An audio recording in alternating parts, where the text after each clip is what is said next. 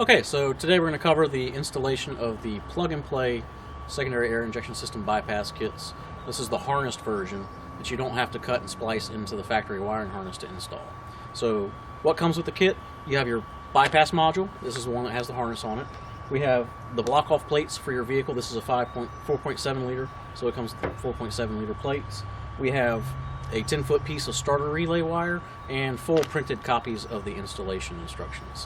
So there's some tools you'll need to get together to do this. You'll need 10mm wrench ratchet. Sometimes a 10mm deep well socket helps a lot. You'll need a multimeter or a test probe, maybe some wire cutters, some electrical tape, and then if you want to make a nice clean installation of the starter relay wire, you want some split wire loom, possibly some heat shrink tubing, some zip ties, a butt splice connector, or some solder. Okay, so here we are under the hood of our 2005 Tundra double cab. We're going to go over the wire harnessed, our plug-and-play version of the bypass kit. Installation on this couldn't be easier. You don't have to do any of the tapping or splicing into the factory wires. But you will notice this one has the violet starter relay wire. That's the only wire on this one that you will actually need to make a connection to. But it's not to any of the factory wiring. You just need to run that over to the starter relay, which we'll cover here in a little bit.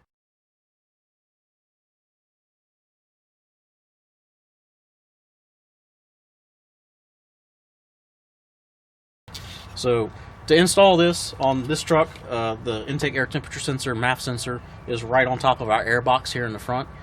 It's most common for the 4.7 liters to be in this location. Some of the other vehicles, the V6s and the 5.7 liters, it might be here on the back side of this, or a little bit further up the intake runner near the throttle body, or even under a cover on the V6s.